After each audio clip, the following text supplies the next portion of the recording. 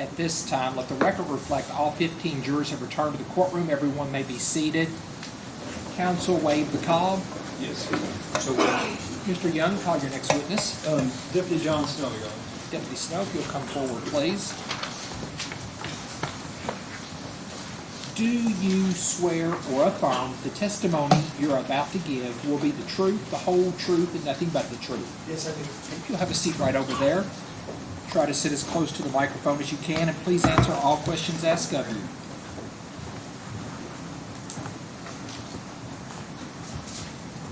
Detective, you were detective at the time. Deputy now. Could you please introduce yourself, ladies and gentlemen, jury? Yep, my name is Jonathan Snow. I'm currently a deputy with Bullitt County Sheriff's Department, but in 2015, I was a detective with the Nelson County Sheriff's Department. All right. And were you the lead officer on this case back in 2015? I was. All right. Now, I want to go back a little bit of your background. Where do you live? I live just outside of Bloomfield in a little community called Chaplin, All right. northeastern Nelson County. Did you, where'd you grow up? A little bit of everywhere, mostly in Indiana. All right. And you said you're currently employed with Bullitt County, is that correct? Yes, sir. Okay, go through your previous law enforcement experience with me. Well, I was a military police officer with the Kentucky Army National Guard for a few years. Started my civilian law enforcement career in 1997 with the city of Taylorsville, which is where I graduated high school. Worked there for just over 2 years and had an opportunity to go to the city of Bardstown. Worked there for a little while. It was a pretty good pay bump from the city of Taylorsville. And shortly after getting employed there, an opportunity came for the sheriff's department. So I applied and was hired there in 2000. Okay. So, the Nelson County Sheriff's Office, let's talk about it. How big is the department? Currently, or When did back in 2015? so we were probably, I don't know the exact numbers, but I think we had like 20 or 21 deputies, and then the command staff and the civilian employees. So we were less than 30 all told. How about the number of detectives? There were 2 of us at the time. Okay, and could you, for those who haven't been to Nelson County, could you describe it to them a little bit about what the size of the population is and the makeup of the community? Yeah, so Nelson County in 2015 would have had roughly 45,000 people. The biggest urban area would have been Bardstown, and then you have 2 other incorporated areas, Bloomfield and New Haven, and then there's 4 other unincorporated townships. I'm sorry, Fairfield is incorporated as well, but they have a mayor, but that's about it. Would you say that it's got a pretty big rural population? Yes, the county would mostly fall under agricultural and rural land. All right. And you were a detective back at the time, correct? That's correct. All right. During your time as a career at the Nelson County Sheriff's Office, how long were you a detective? I started full-time in the detective's office in 2009 after returning back from Louisville Metro Police Department. All right. Up until your retirement?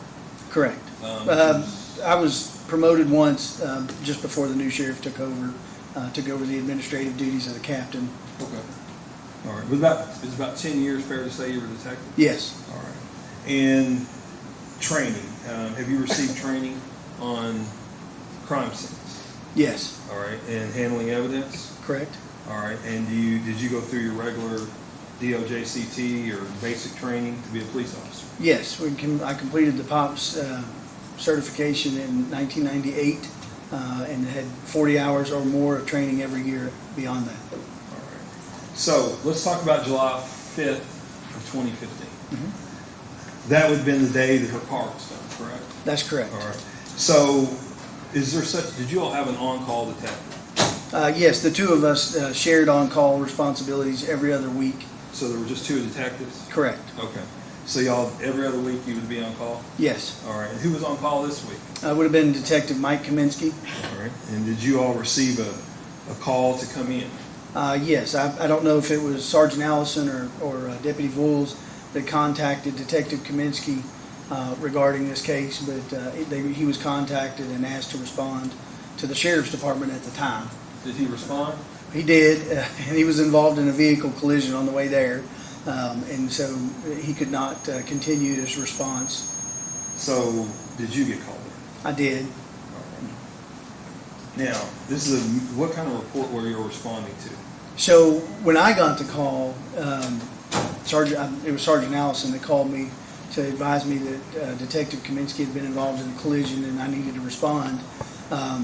It was technically a missing persons report, but by the time they had given me the call, her vehicle had already been located on the Bluegrass Parkway. And so Sergeant Allison asked if I would respond to the Bluegrass Parkway for the vehicle. Okay.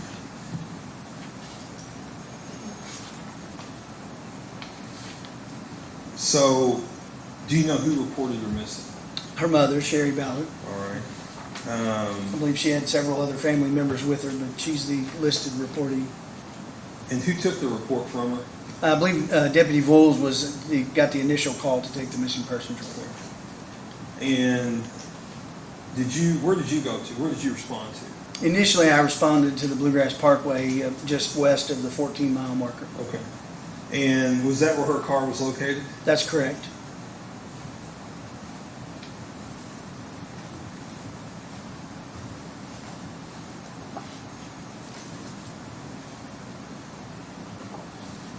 And while he's looking through those, so when you got there, what did you find?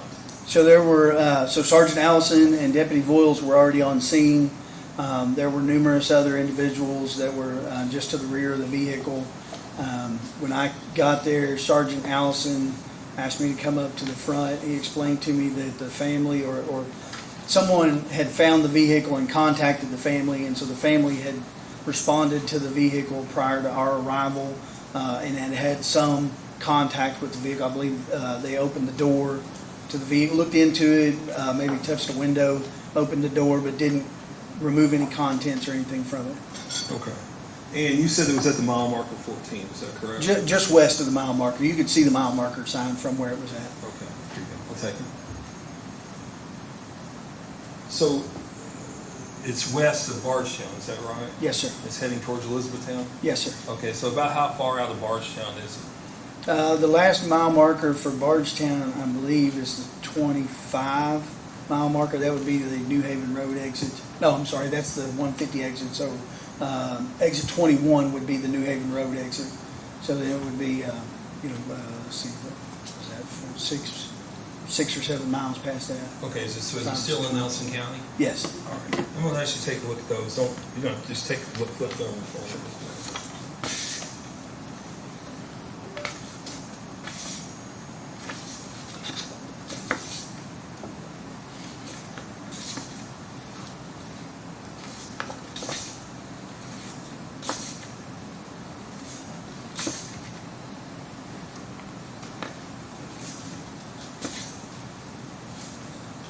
Okay.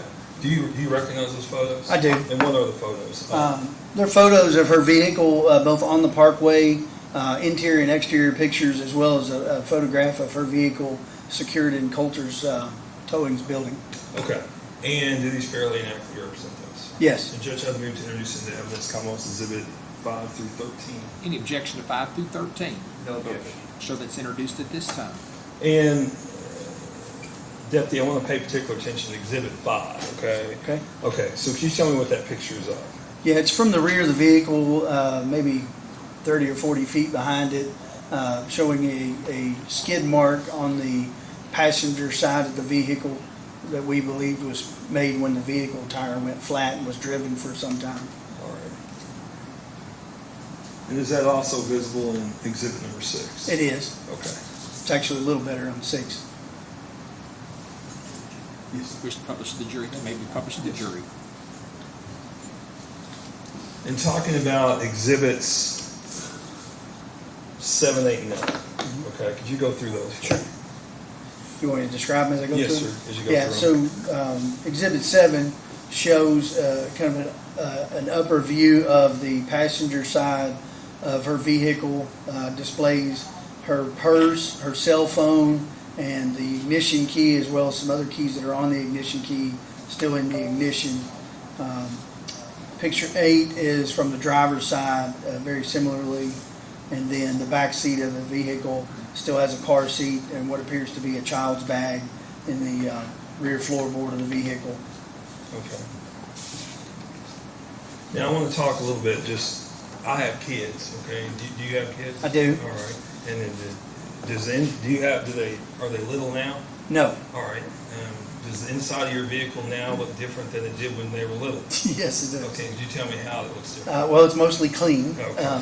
There aren't things like diaper bags and things floating around in there, toys and uneaten food and things of that nature that the younger kids tend to leave in there. And we've heard testimony that Crystal had younger children, correct? Correct. Okay, Judge, I'm going to move to publish to the jury 7, 8, and 9. Any objection to publishing? Shall the jury be published?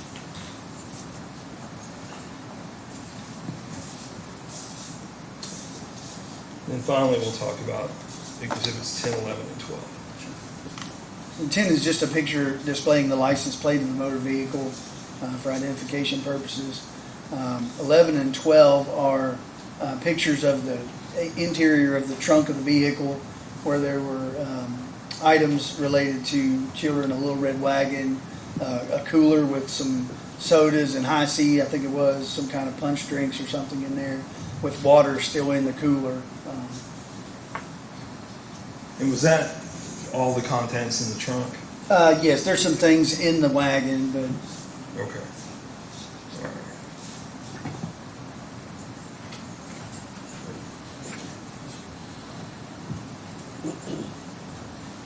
Now, while the car was out there, were those photographs taken out of the apartment? yes, All right. And her phone was in there, correct? that's correct. Could you tell me the status of the phone, or could you tell if it was on or off or what? Yes, it was off. Okay.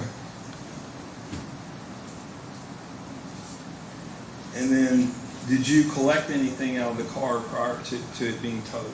No, I believe everything was collected from it at Coulter's Tow. Okay, at some point was it towed?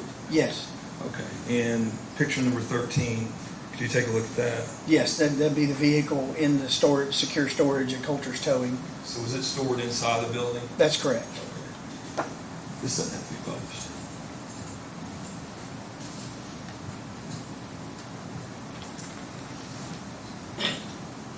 Now, you'd said something about we'd seen pictures of the car with a flat tire, is that correct? Yes, Okay, did you all ever determine what the source of the flat tire was? we didn't find out ourselves, but we sent it with the FBI and they found a piece of metal lodged in it. That's about as good a description as we could get from it. Okay, did you all gain information that showed that there was a problem, that the family knew there was a problem with the tire? I believe they'd been airing it up some over the time, yes. And when it was towed to Coulter's, did somebody follow it or accompany the vehicle? Yes, Sergeant Allison accompanied the vehicle. Once it was inside the secure storage, he removed the keys. I believe he removed the purse and the cell phone, the keys, and secured the vehicle and brought those items back to the sheriff's department. And after the car was brought back, did you stay out there on the parkway? We did. We had several people out there searching, as Ms. Ballard alluded to. The family was out there. We also had several people from Bardstown Police Department and Nelson County Sheriff's Department searching the area. I wasn't out there an extremely long time before I went back to the Sheriff's Department to talk to Ms. Ballard. Okay, so you went back to the sheriff's office? Correct. Okay, and did you talk to Miss Ballard? I did. All right, and she's described about reporting it. And how was she? She was obviously distraught, which is not all that unusual for somebody that's reporting their child missing, but it is sort of unusual for somebody who's reporting their adult child missing. And she was very concerned about her, said that there was no way that she would leave Eli for that long of a period of time, and certainly would not be out of communication with her other children as it appeared that she had been, for that duration. All right. At some point, did you reach out to Brooks Houck? Yes, sir. I called him on the phone Okay, when? that afternoon. All right, and what was your conversation with Mr. Houck? I asked him if he was. Objection. We see counsel at the bench.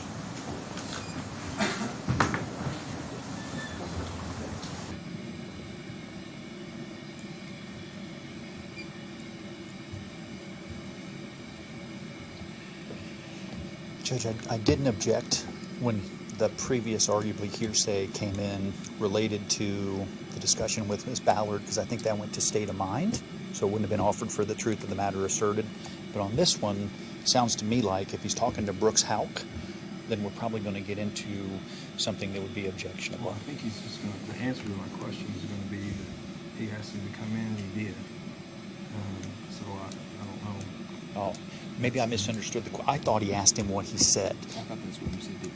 He said, did you some point you talk to Brooks Houck? And he said, yes, I called Brooks Houck, and he was getting ready to think, so he asked him to come in, he said he would. Well, I didn't have a problem with that. I thought I was going off a different cliff where I thought we were going.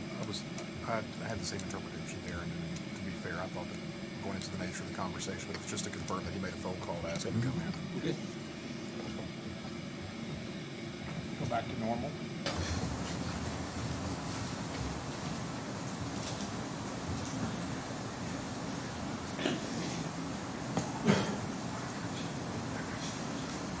Forgot to turn my microphone off again. So you call Mr. Brooks, Mr. Brooks Houck, is that correct? Yes, Okay, did you ask him to come in? I did. Okay, and he did, right? Yes, he did. Okay, now I don't want to talk about what he said, but I Sure. want to talk about, why would you call Brooks Houck? Well, he was, the information that we got from Mrs. Ballard was that he was in a committed relationship with the person that she was reported missing and had a child with. All right, and up until this point, had he reported her missing? He had not.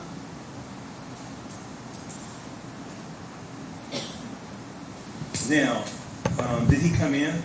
Yes, Okay. And do you know what he drove when he came in? I really couldn't say on that one. I was in the office. I don't remember seeing him pull up. Okay. And did you ask him permission to download Crystal's phone? Yes, I did. Okay, and what does that mean, download her phone? So at the time, we had recently purchased what's called a Cellbrite machine, and it's designed for downloading cellular telephones and not removing the content, but copying the content over onto another drive so that it can be examined without making changes to the phone itself. Okay. So it's just kind of mirrors it. Is that fair to Yes. say? All right. Now, do you know if Brooks Houck and Crystal's were on the same phone plan? That was the information that he gave me, yes. Okay. Now, did you advise him why you wanted to download the cell phone? Yes, I talked to him about that. What did you tell him? I was hoping that something on the phone would give us some indication as to where she had been or what she'd been doing since she was last seen. Particularly, we wanted to know if the location services were turned on her phone, and if she'd had any communication with anyone who might have information with regards to where she had gone. Okay, and it is your understanding where she went that night? Are we talking about the night of the 3rd? The night of the 3rd, yes. Yes, so the information that we received was that she and Brooks and Eli had gone to the farm that evening around 7, arrived there around 7, between 7 and 7:30, and that they had, his description, walking around the cow pastures with the cows So, for several hours. you talked about the farm. Whose farm is it? It is owned by Brooks Houck. Rosemary Houck, his mother, resides on the farm. Okay. Resided on the farm in 2015. In 2015, was she the only person that resided on that farm? Other than potentially a live-in boyfriend, I think they kind of went back and forth between his house and hers, but yes.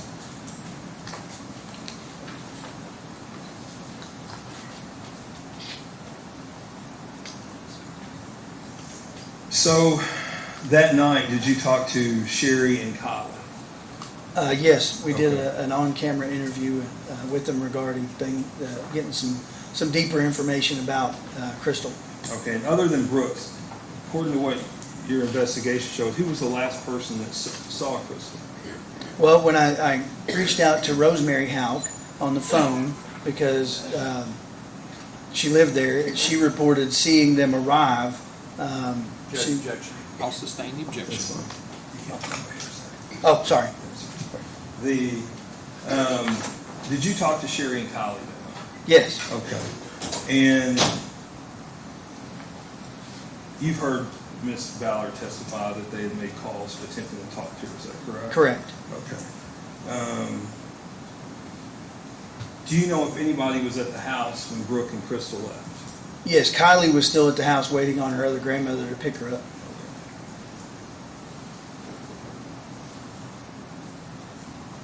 Now, did you also take into consideration what means Crystal had?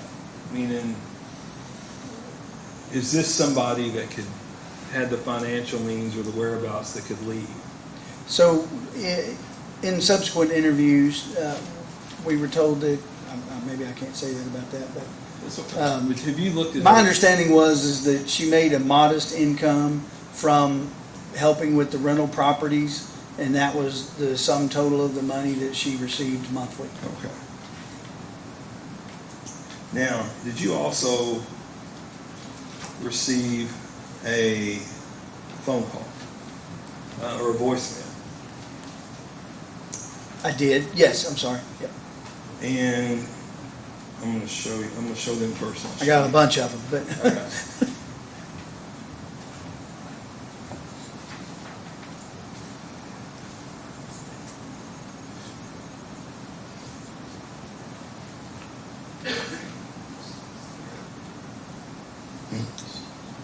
Mm-hmm.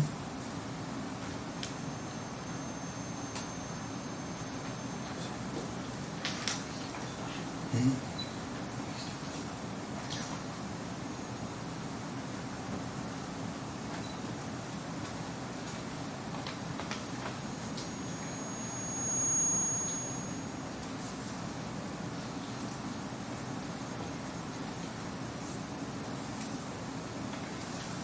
Yeah, approach with this, right? You may. So, I only want to talk about one thing on this piece of paper. Could you take a look at this and tell me what this is? sure, it's notes that I would have written down as I went through, probably voicemails and messages from people. Okay. And could you tell me, do you recognize the handwriting on this one? Yes, I wrote that. Okay. And does it have a date and time on it? It does. It's dated July the 5th at 6:43 p.m. And is there a number on it? There is. What is it? 270-312-3726. And whose phone number is that? It says Stacy with a question mark, Okay, so that's all we need to know. Would you have taken that note? yes, it was my habit to write sticky notes about voicemails to receive, and with the potential of maybe passing them to someone else to return a call or returning it to myself. And would you have wrote down the date and time? Would that have been the time you took it off the voicemail? It was- Or would it have been the time it was stamped on the voicemail? It was probably the time that was stamped on the voicemail. yes. Okay. And so this would have been reported the same evening she was missing? Is that Correct. Okay.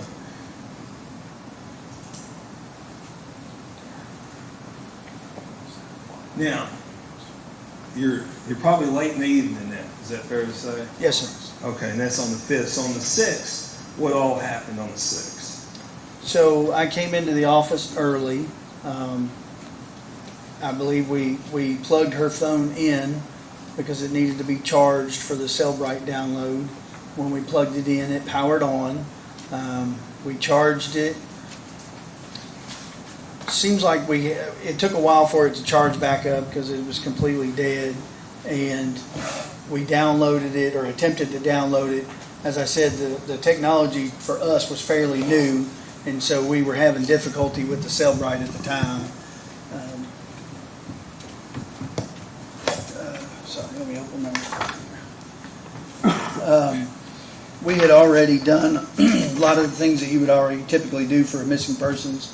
We had her entered in NCIC prior on that evening that she was reported, so we hadn't gotten anything back from that as of yet. So what does NCIC? It's the National Crime Information Center, so it goes all over the country. And if someone in law enforcement were to have a contact with that individual, if she were to be identified in a traffic stop or a pedestrian stop, or be involved in a crime of some sort or something, somebody had the occasion to run her social security number, we would get alerted to that, and then they would get alerted that we wanted information regarding that encounter, so that we could identify the missing person's location. So you put it that way, if somebody's ever stopped and they're missing, you all would be alerted. Correct. All of our missing persons reports go into NCIC. And what would happen when you all are alerted?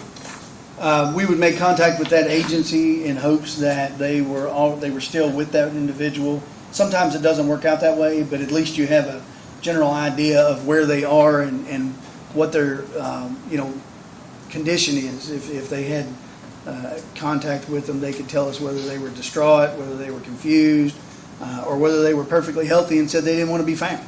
Because that agency, that individual who ran her, would have known that she'd been reported missing in our jurisdiction. So you download the phone, right? And do you go through her purse? I did. And what are you looking for? When you're looking through somebody's purse, what are you looking for? Sure. Well, it's been my experience that the ladies carry lots of things in their purse, and one of the things that we often find in them are receipts that also have dates and times stamped on them. And so I was looking for, first and foremost, anything that was possibly dated beyond the last time someone saw her, but also receipts that might verify some of the information that we had gotten so far with regard to what she had done on that last day. Did you find any receipts that helped you? Yes, we found the Walmart receipt where she had gone to Walmart. And when did she went to Walmart? It was earlier that day, earlier in the afternoon, and we were able to go and get the video for that and verify that it was her and that she had the two children with her. Seems like we found an ATM receipt that we thought was going to be helpful. Turned out to be really kind of nothing in the grand scheme of things, but there were just lots of different receipts in there giving us dates and times of where she had done things, and some of them were not of much use, but the Walmart receipt was of particular interest because it verified where she had been that afternoon. So when you're looking for a missing person, are you trying to retrace steps? Yes. Okay, and does this aid you in figuring out where this person was at a certain time? Absolutely. Okay, and I'm going to ask you to look at comments. Is it 14 or 18? So 14 is just receipts, Walmart receipts and the like. Most of them Walmart, I think, a couple dollars in the receipts it looks like. 15 is just a larger picture of those. 16 has her identification. Sorry, I'm behind the microphone. Has some coin and her identification, that debit card. Looks like maybe some kind of a health insurance card in it. Some other paperwork. A couple of kiddo things, looks like ink pens and the like, things of that nature. A charm bracelet, some keys, things you might find in a lady's purse. All right, and you've been doing this a minute, right? Correct. Okay, does somebody leaving their debit card and driver's license behind consistent with someone running off? It did not appear to me that she had left on her own, given what was left in the vehicle. Okay, and how much money did she have in her purse? Just a few dollars. There wasn't much in there. Judge, I'd move to introduce, this fairly accurately represent what you found in the purse. Yes. I would move to introduce comments through 14 through 18. Any objection? No objection. We don't need to publish this. So 14 through 18 have been introduced at this time.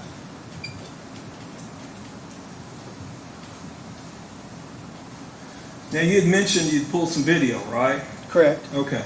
And why are you, I think you testified you pull video because you're trying to figure out where she's at and what she's doing, right? So, along with the Walmart video, we began to, not just me, but a plethora of officers began to go to local businesses in the area along the route from what would be the most likely route from their house to the farm that they were reported to have gone to that evening. And we pulled video from, I don't know, maybe a dozen or so locations that captured either a large portion or a little bit of the road along that route. Okay. And to your understanding, what route did they take to get to the farm? So we were able to track his truck on the video, which is, as you saw on the other video, it's a very noticeable vehicle. You don't see a lot of them that size with the big ladder racks and things on it. So it kind of stood out, and we were able to track them down 62 and then on to 49, past Heaven Hill Distillery, and then going into the driveway in the farm. Okay. There's a camera just at the corner of Pascal Ballard Road and Highway 49. All right. And did you provide the video of the Commonwealth? Well, I provided it to the FBI, so they provided it to the Commonwealth. Okay. Yes. And have you reviewed that? Yes. And does it fairly and accurately represent the surveillance video y'all pulled? Yes. And this is not the entirety of the surveillance, it's just clips. Is that Oh, no, correct? there was lots and lots of video to go through. Judge, I'd move to introduce comments to number 19. Any objection to 19? No objection, Your Honor. So 19 is introduced at this time. And I'm going to publish to the jury. Is it okay if for Deputy Snow to sit down and show the TV? Deputy, go there. Do you want me to take this microphone? Yeah, that's probably a good idea. Is it on? I think so.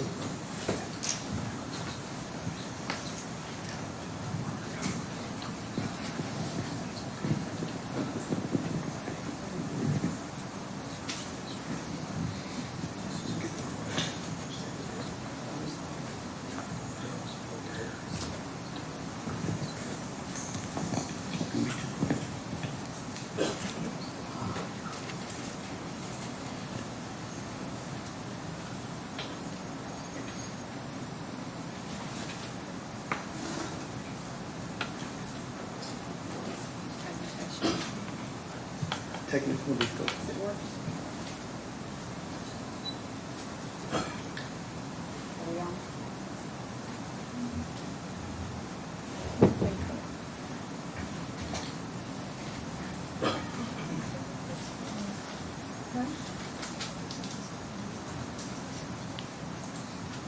Here, unplug it.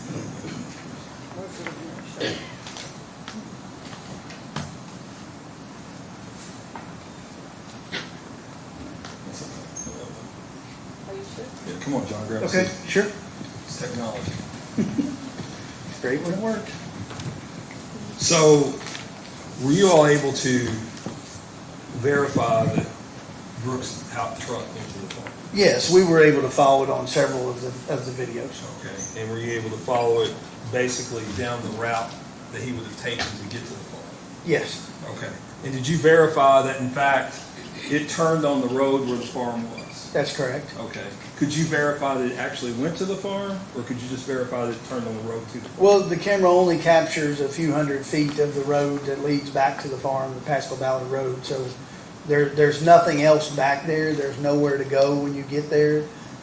There's a cul-de-sac about halfway beyond the farmhouse, and then there was a road, a private road beyond that, but it doesn't go anywhere other than to the farms.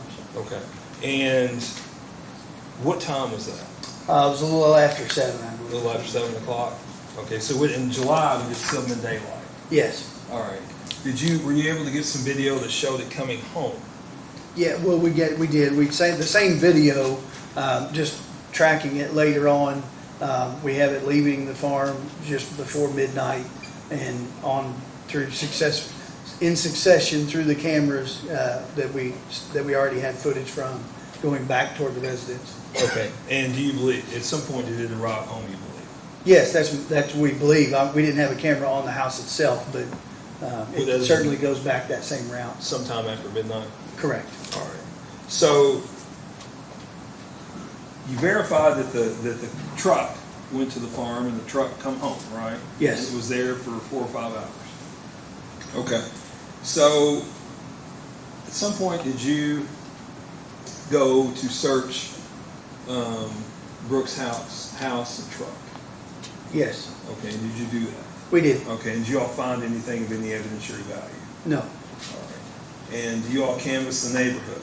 we did. Okay, explain to ladies and gentlemen what canvassing the neighborhood is. Sure. So several of the officers, probably from both jurisdictions, Bardstown was helping us out quite a bit then, went to the neighbors and talked to them just to ask them if they had any information, if they saw anything that night, anything like that. Oftentimes when they're not home, we'll just leave a card in the door with whichever officer made contact, or they might have passed out my card since I was the head detective at the time. Okay.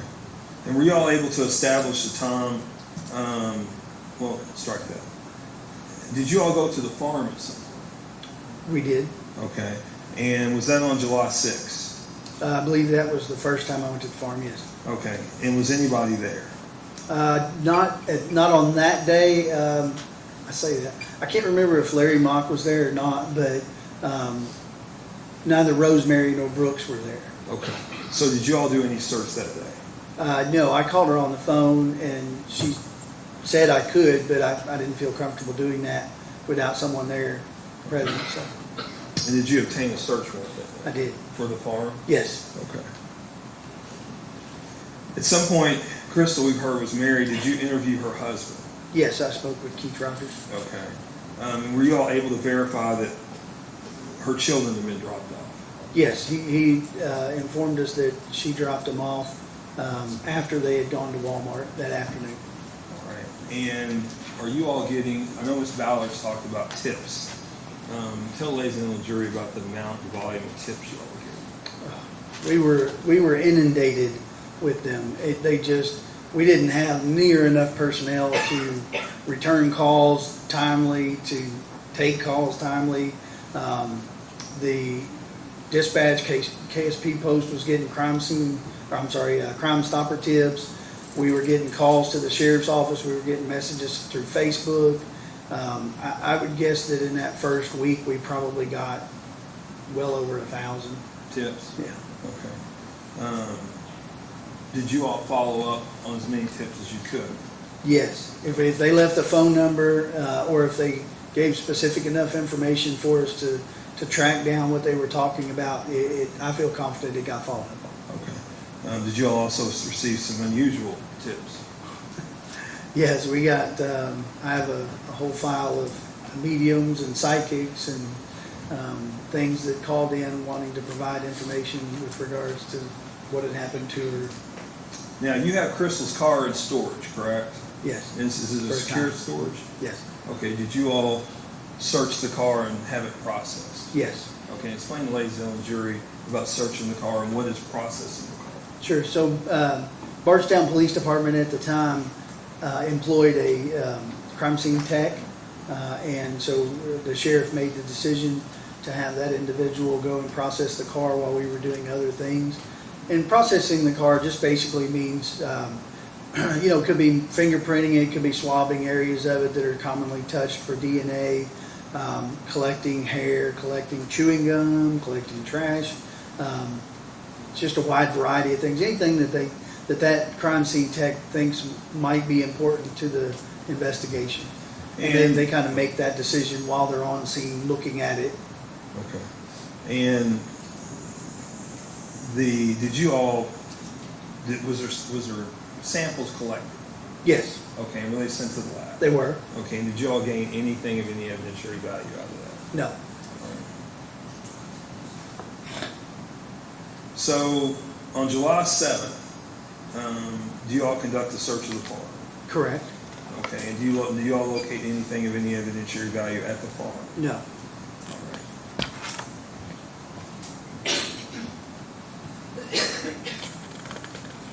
Now, on the 8th,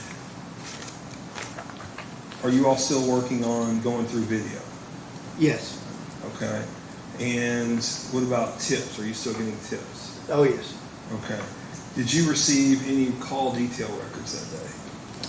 Yes, I believe I got the first set of Bluegrass records, Bluegrass Cellular, which was what Crystal and Brooks had, who they had their phone service through. Okay. And did you notice anything on the phone records that piqued your curiosity? Yes, I discovered a phone call shortly after midnight to Mr. Houck's phone. Okay. And what was the number on it? Do you know? I don't have it right. That's okay, in front of me. John. I don't have the call records in front of me. It's but- okay. Did you later find out whose phone number that was? Yes, I did. And who was that? It was Steve Lawson's. All right. So, did you bring Mr. Houck back in that day? I did. All right. And did you inquire of him about that phone call? Yes, we had a pretty extensive interview.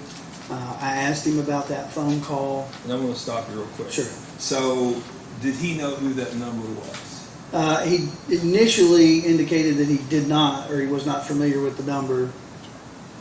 And then, did you all call that number? Yes, he began to enter the phone number into his phone and put it on speakerphone and dial it. And he said, "Oh, that's Steve Lawson's number." Objection, Judge. I'll sustain as to what he would have said. Okay.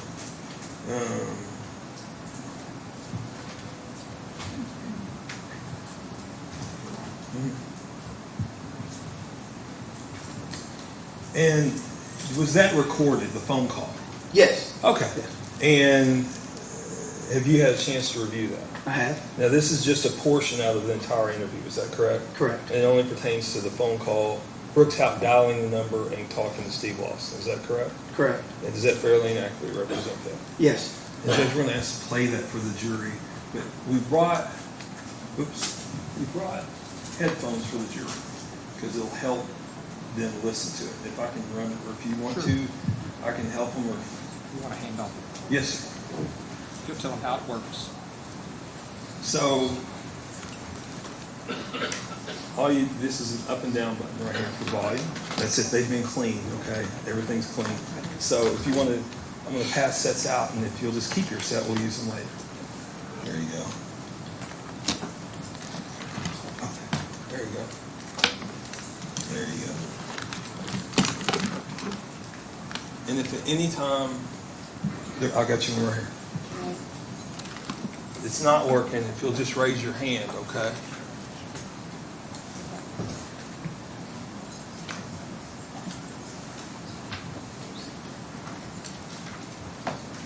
Everybody will put them on, I'll tap this and we'll see if they're working.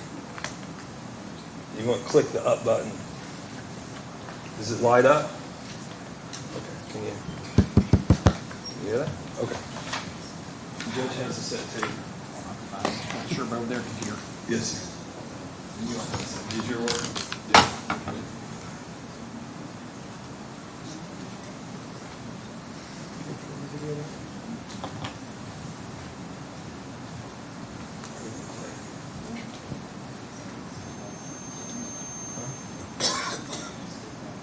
It's okay.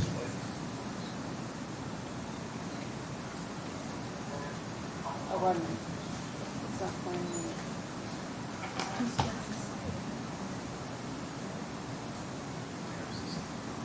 Is it up there?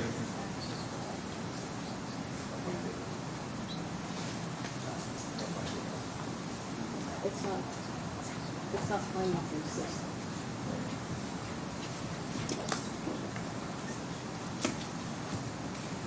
There's another USB cord in my bag, or a HDMI cord in my bag if you need it. We just practiced this right before we started, so. That's on the left, long laptop presentation.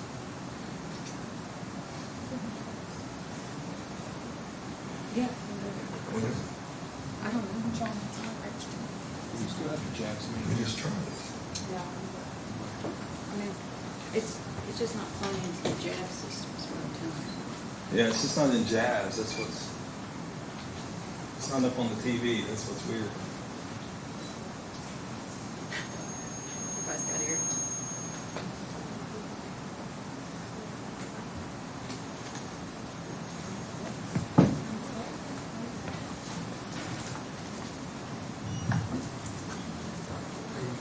Don't know.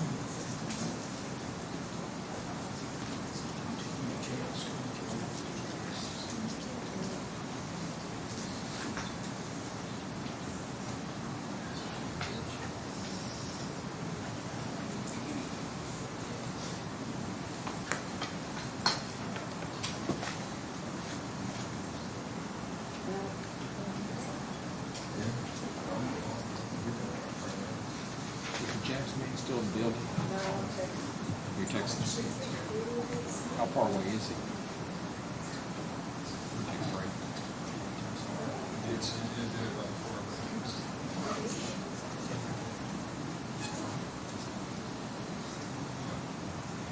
We'll take a break.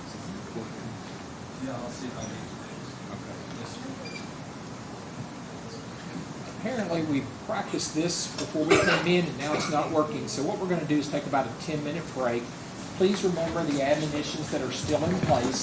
Do not discuss this case among yourselves. Do not let anybody discuss this case with you. And if anybody attempts to discuss this case with you, I need you to immediately report that to me. And you're not to finally make up your mind about the case until you've heard all the evidence, received the instructions from the court, and gone to the jury room to consider what your fellow jurors have to say about the case. Okay, why don't we hang on about 10 minutes more since it's now working, because I'm afraid if I'll take you out and come back in, it won't work. So let's, we approach it.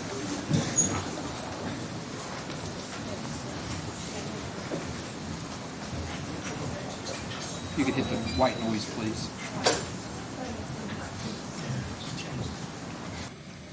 Before you play it, can you tell us what it is so we can? It's the phone call.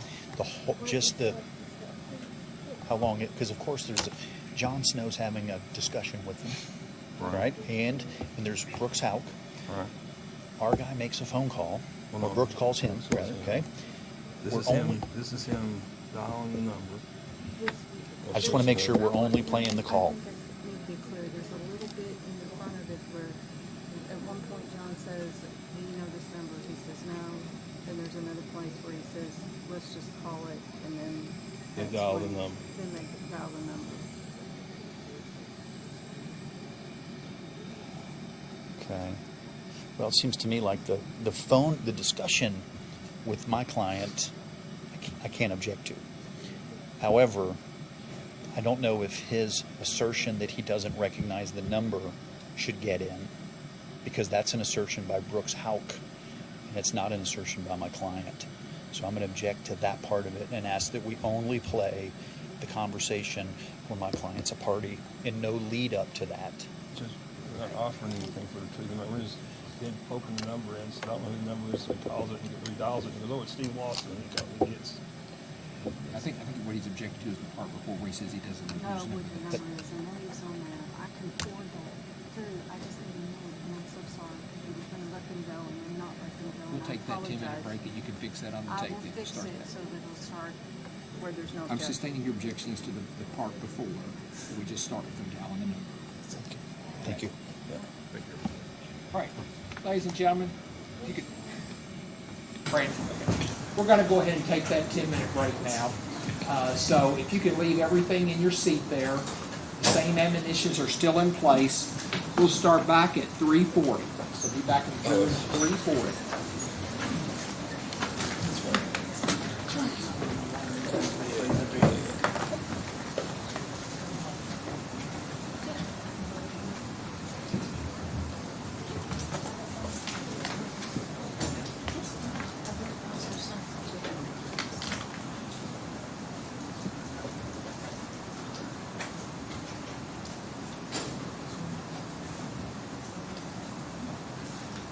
Court's in recess for a 10-minute break. Ms. Young, just let us know when you're ready, okay? Yes, sir. Thank you. And issue.